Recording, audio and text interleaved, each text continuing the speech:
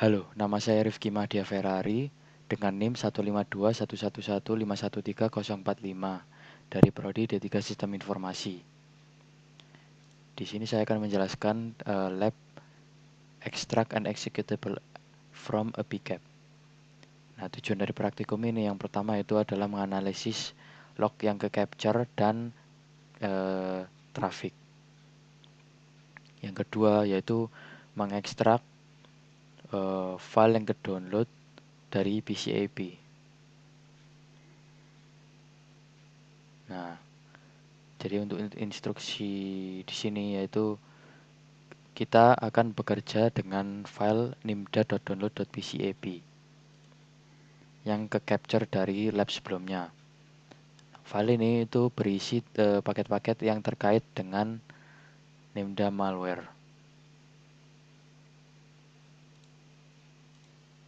Nah, untuk selanjutnya yaitu kita coba dengan mengganti direktori dulu.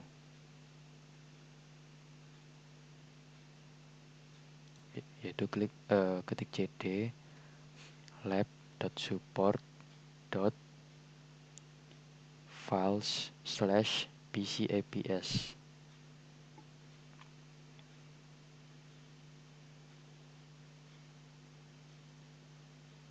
Dan setelah kita udah tergantikan direktorinya, kita akan ketik lagi ls -l untuk mengecek isi dari file. Nah, di situ ada file nimda.download.pcap. Nah, file nimda.download.pcap itu berisi tangkapan paket yang terkait dengan pengunduhan malware yang dilakukan di lab sebelumnya. PCAP berisi semua paket yang dikirim dan diterima saat TCP dump berjalan. Oke, selanjutnya kita akan mencoba membuka file ini menggunakan Wireshark.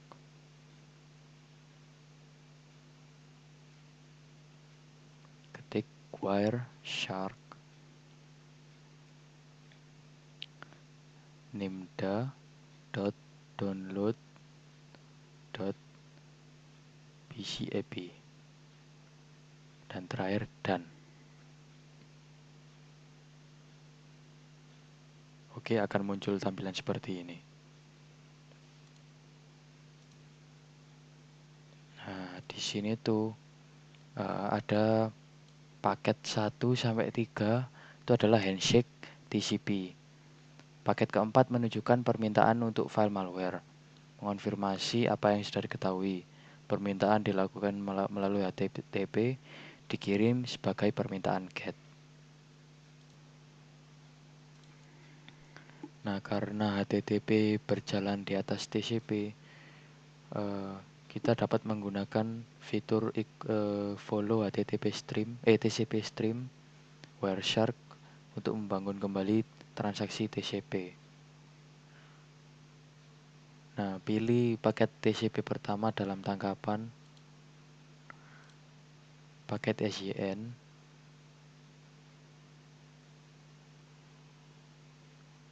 Klik kanan, pilih follow, terus TCP stream. Dan akan menampilkan seperti ini. Oke, kita coba cek lagi di labnya. Di situ ada pertanyaan. Apa saja simbol-simbol yang ditampilkan di jendela follow TCP stream? Apakah itu adalah suara koneksi, data? Kita harus menjelaskan. Jadi simbol-simbol itu adalah isi sebenarnya dari file yang diunduh. Karena ini file binner, Wireshark itu nggak tahu bagaimana cara mempresentasikannya. Simbol-simbol yang ditampilkan adalah tebakan terbaik Wireshark untuk memahami data binner sambil mendekode sebagai teks. Untuk pertanyaan selanjutnya yaitu ada beberapa kata yang yang dapat dibaca yang tersebar di antara simbol-simbol tersebut. Mengapa mereka ada di sana? Nah, itu adalah string yang terkandung dalam kode yang dapat dieksekusi. Biasanya kata-kata ini adalah bagian dari pesan yang diberikan oleh program kepada pengguna saat program berjalan. Meskipun lebih merupakan seni daripada ilmu pengetahuan, seorang analis yang terampil dapat mengekstrak informasi berharga dengan membaca fragmen-fragmen ini. Nah, untuk permintaan berikutnya yaitu kita akan mengekstrak file yang sudah ke-download dari PCAP.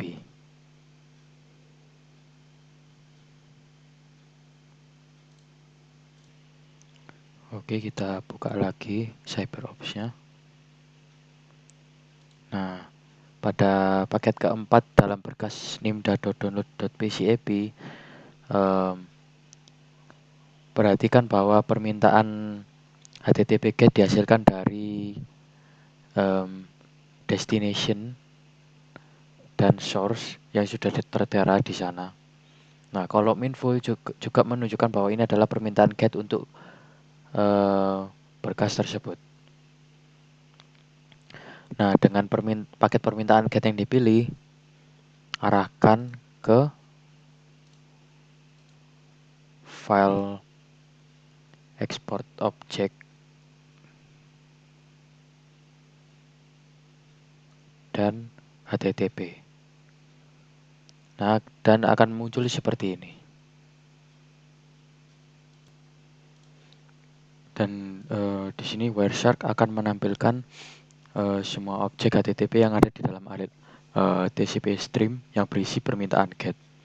Dalam hal ini, hanya file w32.imda.amm.exe yang ada dalam tangkapan.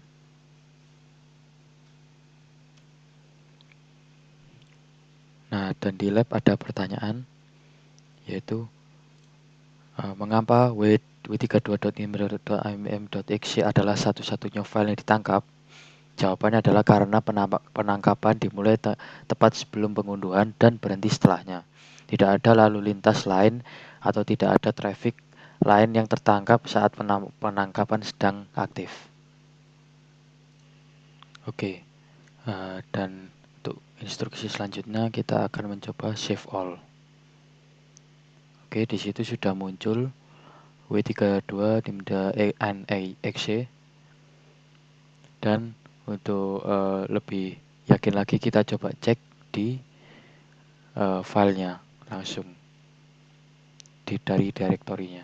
Buka open folder, akun kita analis, terus lab support files, pcaps, dan voila, di situ ada.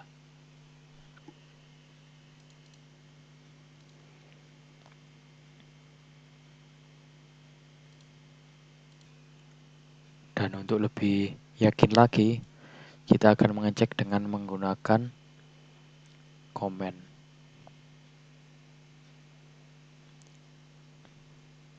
Di sini ketik ls min l. Dan di situ ada file yang file w32 nx.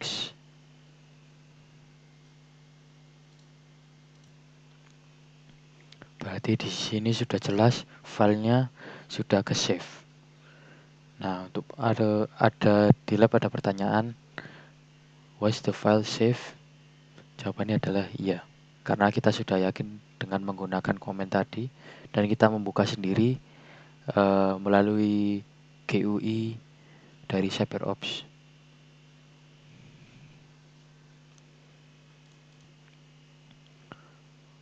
Oke, untuk langkah yang terakhir kita akan mengecek dengan mengecek tipe file dengan menggunakan komen file.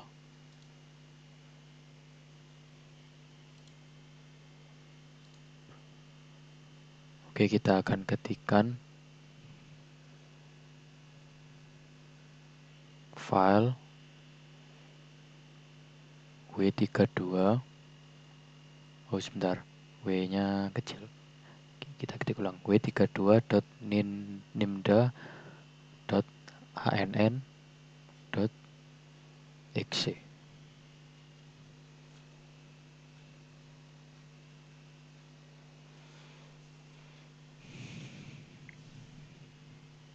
Oke, di situ tertulis W32 name.n.exe itu adalah executable.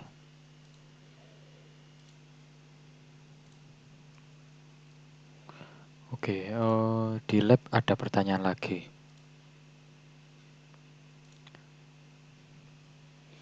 Dalam proses analisis malware, apa yang mungkin menjadi langkah selanjutnya bagi seorang analis keamanan? Nah, tujuannya adalah untuk mengidentifikasi jenis malware dan menganalisis perilakunya. Oleh karena itu, file malware harus dipindahkan ke lingkungan yang terkendali dan mengeksekusinya untuk melihat perilakunya. Lingkungan analisis malware seringkali bergantung pada mesin virtual dan CD sandbox untuk menghindari kerusakan pada sistem yang tidak diuji.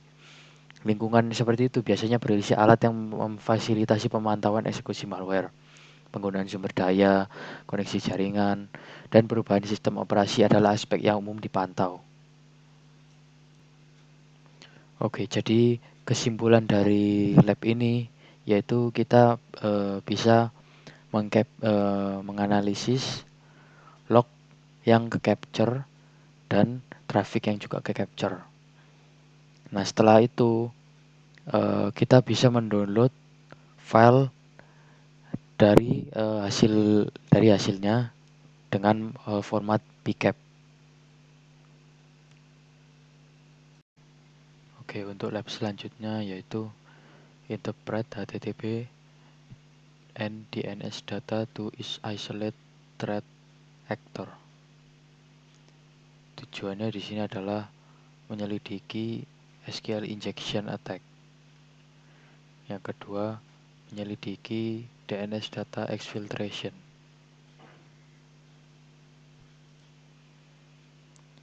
Di sini kita akan menganalisis dan menyelidiki exploit yang dengan akses yang tidak diizinkan dari attacker. Kita akan menggunakan Kibana untuk mencari sumber dari serangan dari hacker tersebut. Oke, sebelumnya kita akan membuka terminal untuk mengecek status apakah semua programnya sudah jalan.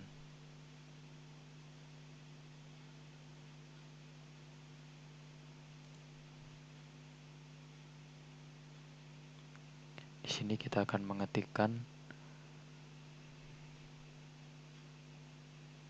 sudo so strip status. Akan ketikkan passwordnya dan muncul oke, semuanya udah berjalan. Oke, baru kita buka Kibana menggunakan username dan password yang sama dengan virtual machine-nya.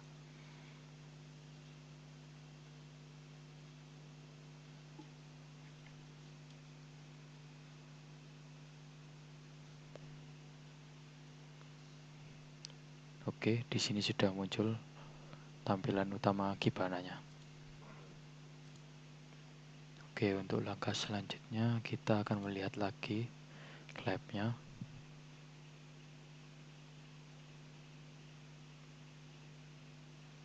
Kita disuruh cari SQL injection attack di Juni tahun 2020.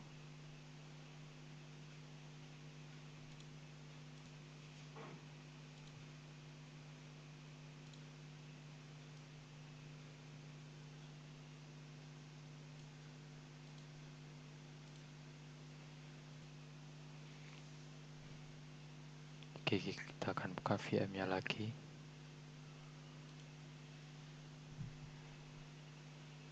Akan membuka tanggal last 1 year absolute dan kita akan cari Juni tanggal 1 2020 sampai dengan Juni tanggal 30. Oke, di sini sesuai. Jadi di sini total number of logs-nya ada 136.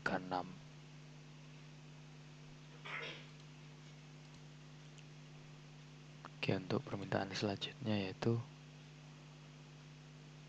kita di sini mencari traffic HTTP.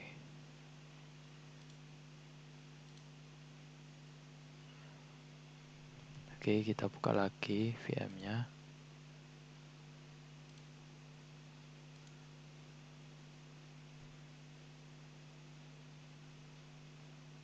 Kita akan cari di Zig Hunting.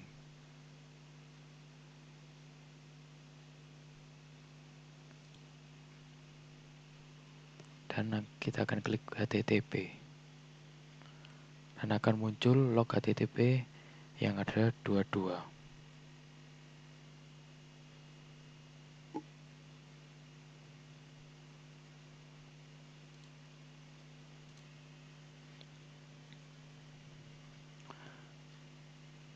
Kita akan buka lagi modulnya. Di sini ada pertanyaan, what is the source IP address? Oke, kita akan coba cari di sini.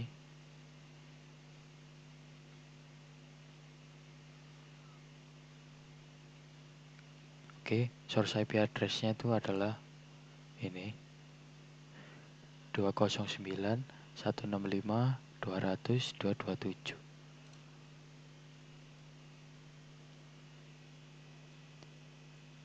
Dan untuk berikutnya yaitu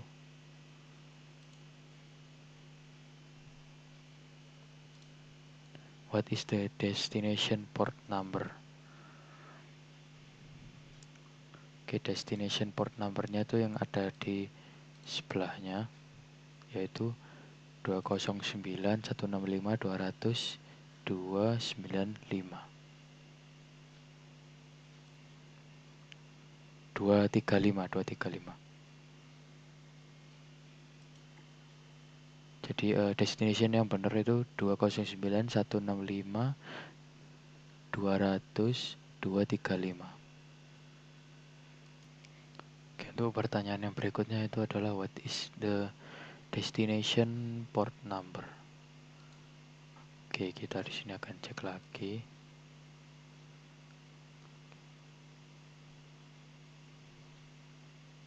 Nah, di sini port numbernya itu adalah 80.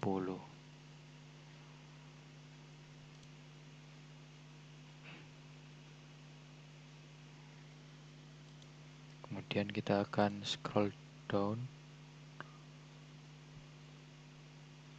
untuk melihat HTTP logs-nya.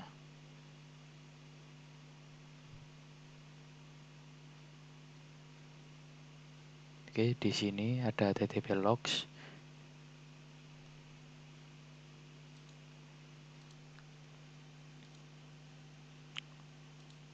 Oke, untuk berikutnya yaitu kita disuruh cari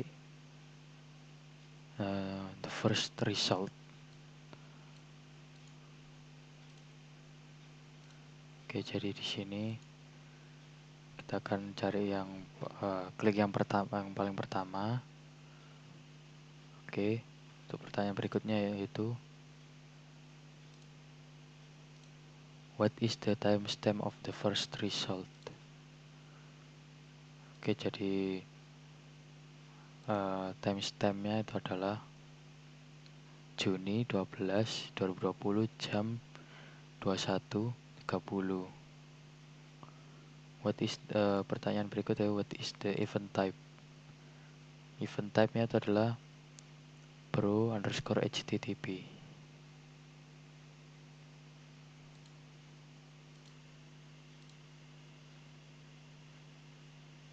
Oke, untuk berikutnya yaitu what is included in the message field? Oke, jadi di message field itu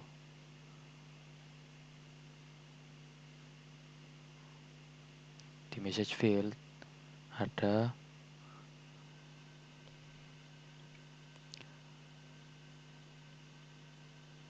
sisi ID, ada sisi number, ada sisi expiration date. Jadi di sini itu adalah credit card, sebuah data credit card. Jawaban tadi juga menjawab pertanyaan berikutnya, yaitu what is the significance of this information. Jadi di sini tuh di message-nya itu ada isinya CCV, sisi ID, ada paspor. Jadi ada data-data penting yang seharusnya informasinya itu ada di credit card.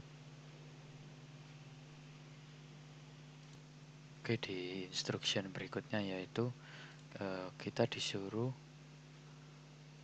di sini adalah some of the information for the log entries is hyperlink. Jadi ada beberapa informasi di sini yang menjadi value-nya itu jadi hyperlink. Nah, di sini kita akan mengklik value dari alert underscore ID.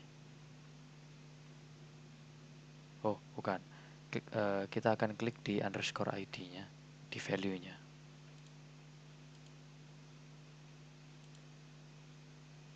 Dan akan muncul seperti ini.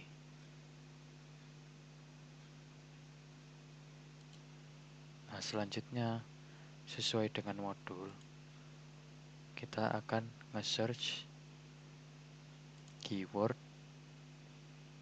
username dengan Ctrl F dan akan muncul pop-up. Kita akan ketik username. Oke.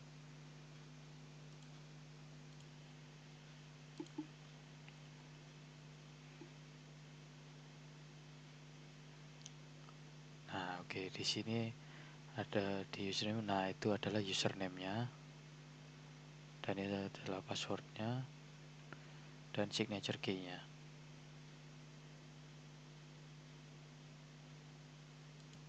Oke, untuk instruksi berikutnya yaitu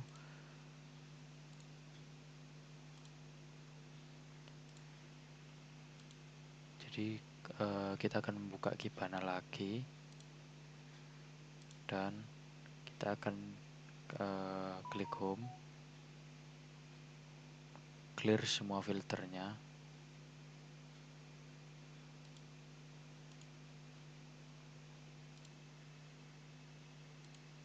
Kita akan buka VM-nya lagi. Di Zik Hunting kita akan buka DNS dan waktunya juga sama kayak tadi, Juni 2020 dari tanggal 1 sampai tanggal 30.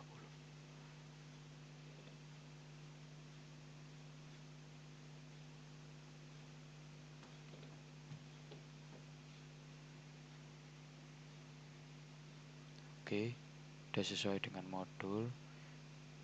DNS-nya lognya ada 22 dan ada PTR-nya.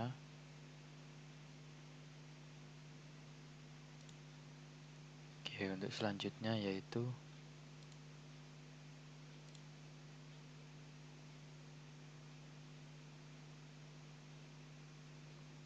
kita akan memasukkan di kotak atasnya, kotak di atasnya itu example.com dan klik update.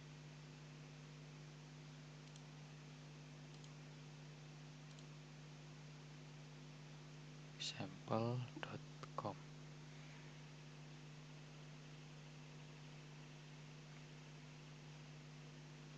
Oke, tunggu. Nah, di situ DNS-nya lognya ada 4. Kita scroll ke bawah. Di situ ada klien DNS-nya dan ada servernya. Di situ 192.168.011 dan servernya yaitu 209.165.200.235.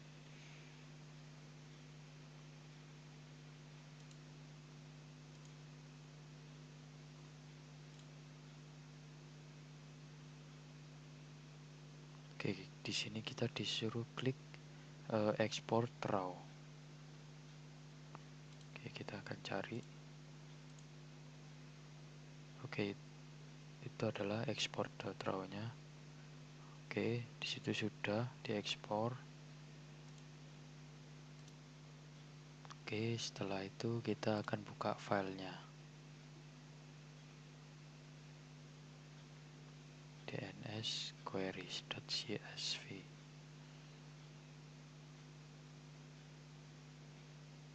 Dan akan muncul seperti ini.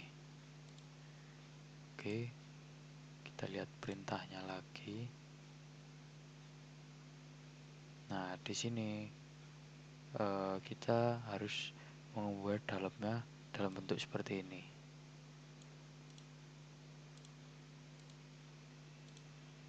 Sedangkan yang di dalam masih ada.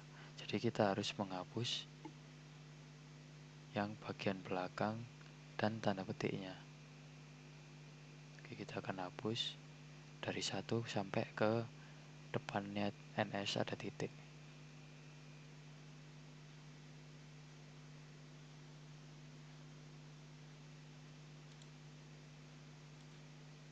Oke, sudah dihapus semua. Lalu kita akan klik save.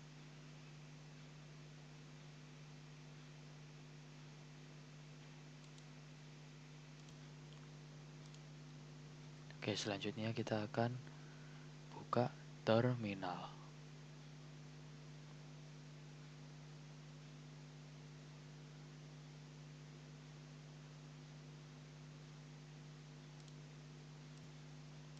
Lalu kita akan cek lagi. Di sini kita akan menggunakan XXD strip R, strip B, dan selanjutnya ini.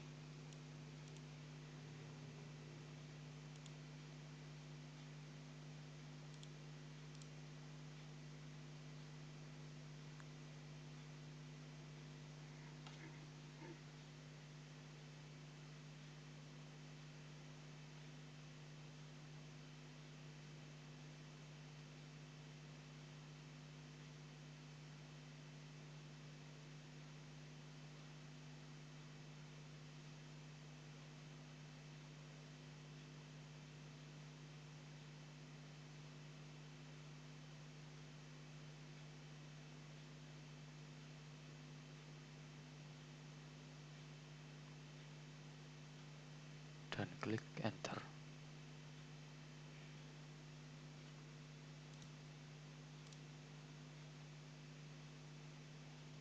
Oke, dan ketik cat secret.txt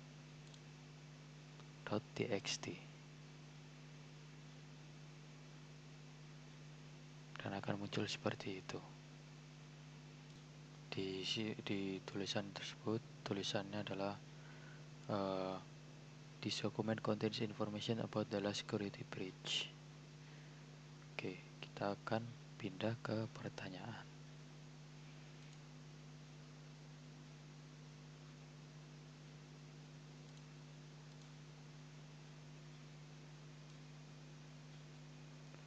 Oke, jadi pertanyaan pertama, where the subdomains from the DNS queries subdomains, if not, what is the text? Teksnya itu yang tadi, confidential, do not share.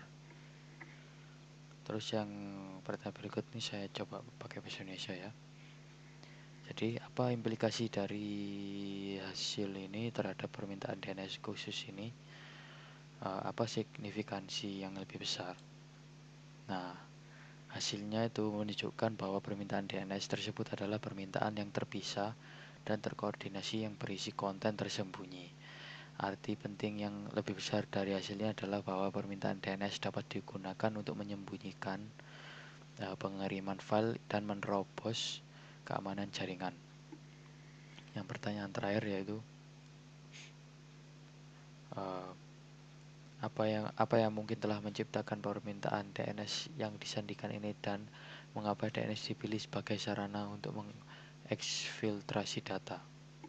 Nah, jadi di sini ada kemungkinan bahwa malware membuat permintaan ini dengan menelusuri dokumen pada host dan menyandikan isinya dalam heksadesimal dan kemudian membuat permintaan DNS yang menggunakan string hexadesimal sebagai subdomain DNS.